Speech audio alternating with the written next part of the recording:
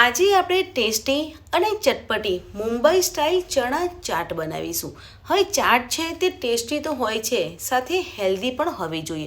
અને આજે આપણે ચણા ચાટ બનાવવાના છીએ તે દેશી ચણાની ચાટ બનાવીશું। Hello friends, welcome back to Bhavini's kitchen. Friends, આજે આપણે મુંબઈ સ્ટાઇલ ચણા ચાટ બનાવીએ છીએ ત્યારે મેં 2 મોટી ચમચી ખજૂર આમલીની ચટણી લીધી છે। જો તમારી પાસે ખજૂર આમલીની ચટણી હોય ને તો જરૂરથી ઉમેરજો, ચાટનો ટેસ્ટ છે તે બહુ જ સરસ લાગશે।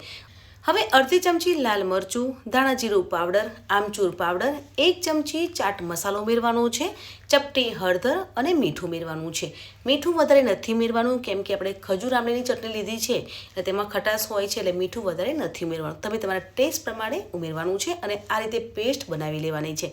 અહીંયા મેં ખજૂર આમલીની ચટણી લીધી છે, પણ તમારે પાણીમાં પેસ્ટ બનાવવી હોય તો પણ તમે બનાવી શકો છો। આપણે ચણા ચાટ બનાવીએ છીએ ત્યારે મેં 1 કપ દેશી કાળા ચણા લીધા છે અને અહીંયા ફણગાવેલા ચણા લીધા છે। પણ જો તમારે ફણગાવેલા ચણા ના લેવા હોય તો બાફેલા ચણા પણ લઈ શકો છો, પણ અહીંયા હું સ્પ્રાઉટ્સ એટલે કે ફણગાવેલા ચણાની ચાટ બનાવીશું। તો હવે પેનમાં 1 ચમચી તેલ લેવાનું છે, તેલ ગરમ થઈ જાય એટલે અડધી ચમચી જીરું ઉમેરવાનું છે, સિંગદાણા અને મીઠા લીમડાના પાન ઉમેરવાના છે, સાથે કાજુ અને બદામ ઉમેરવાના છે। આજે ચાટ બનાવીએ છીએ ને ત્યારે મેં કાજુ, બદામ અને કાચી સિંગ ઉમેરી છે, પણ જો તમારે કાચી સિંગ અને કાજુ બદામ ના ઉમેરવા હોય તો સ્કીપ પણ કરી શકો છો, પણ આપણે કાજુ બદામ ઉમેરીએ છીએ ને તો એક ક્રન્ચી ટેસ્ટ આવે છે। હવે કાજુ બદામનો કલર ચેન્જ થઈ જાય પછી ફણગાવેલા ચણા લીધા છે તેને પેનમાં ઉમેરી લેવાના છે અને સાતરવાના છે। ફ્રેન્ડ્સ, આજે આપણે મુંબઈ સ્ટાઇલમાં ચણા ચાટ બનાવીએ છીએ ત્યારે મેં દેશી ચણા તો લીધા છે, સાથે કાબુલી ચણા પણ લીધા છે। હવે કાબુલી ચણાને રાત્રે પલાળી રાખવાના છે અને બીજા દિવસે 3 થી 4 વિસલ થાય ત્યાં સુધી બાફી લેવાના છે। એટલે અમે કાબુલી ચણા બોઇલ કરેલા છે તે ઉમેરી દીધા છે। તમારે કાબુલી ચણા વધારે ઓછા ઉમેરવા હોય તે રીતે તમે ઉમેરી શકો છો। અહીંયા મેં અડધા કપ જેટલા કાબુલી ચણા ઉમેરી દીધા છે અને તેને પણ સાતરી લેવાના છે।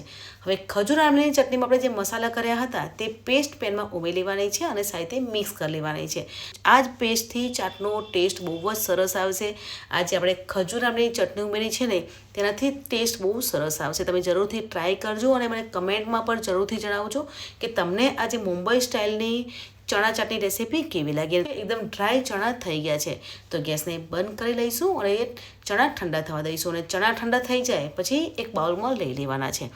હવે આપણે ચણા ઠંડા થઈ ગયા છે એટલે વેજીટેબલ ઉમેરવાના છે। અહીંયા મેં ચોપ કરેલી ડુંગળી, ગાજર, કેપ્સિકમ, પનીર પણ મેં એડ કર્યું છે। તમે જે પણ વેજીટેબલ ભાવતું હોય ને તે તમે ઉમેરી શકો છો। અહીંયા મેં પનીર ઉમેર્યું છે, પનીર તમારે ના ઉમેરવું હોય તો સ્કીપ પણ કરી શકો છો। અહીંયા મેં કેબીજ, ગાજર, ટામેટા અને લીલા ધાણા થોડા વધારે ઉમેરવાના છે। ચાટ મસાલો ઉમેરવાનો છે અને વેજીટેબલને સાથે મિક્સ કરી લેવાનું છે। તમારા અહીંયા બોઇલ કરેલા રાજમા ઉમેરવા હોય ને તો પણ તમે ઉમેરી શકો છો, સ્વીટ કોર્ન પણ ઉમેરી શકો છો। તમારા બાળકોને જે પણ વેજીટેબલ ભાવતા હોય ને તે તમે ઉમેરી શકો છો। તો એ બધા જ વેજીટેબલને ચણામાં સાથે મિક્સ કરી લેવાના છે। તમે જોઈ શકો છો કે એકદમ કલરફુલ ચાટ બનીને તૈયાર થઈ ગયું છે। પણ ચાટ ટેસ્ટી ત્યારે જ બને છે કે લીંબુનો રસ એટલે કે લેમન જ્યુસ ઉમેરીએ।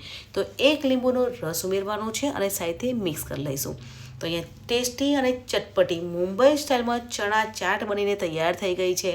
ફ્રેન્ડ્સ, આ ચાટ છે ને તે સવારે મોર્નિંગ બ્રેકફાસ્ટમાં પણ તમે ખાઈ શકો છો, સાંજે હલકી ભૂખ હોય ને ત્યારે પણ તમે આ રીતે ચાટ બનાવી અને સર્વ કરી શકો છો। વેટ લોસ કરવા માંગો છો ને તો પણ તમે આ રીતે ચાટ બનાવી અને સર્વ કરી શકો છો। બહુ જ સરસ લાગે છે, જરૂરથી ટ્રાય કરજો। તો આપણે સર્વિંગ પ્લેટમાં સર્વ કરીશું, ઉપરથી લીલા ધાણા અને પનીરથી ગાર્નિશિંગ કરી લઈશું। તો આજે આપણે મુંબઈ સ્ટાઇલમાં ચટપટી અને ટેસ્ટી ચણા ચાટ બનાવી છે। તો તમને આજની રેસીપી કેવી લાગી કમેન્ટમાં જરૂરથી જણાવજો। વિડીયો સારો લાગ્યો હોય તો વિડીયોને લાઇક, શેર અને તમારા ફ્રેન્ડ્સ અને ફેમિલીમાં જરૂરથી શેર કરજો।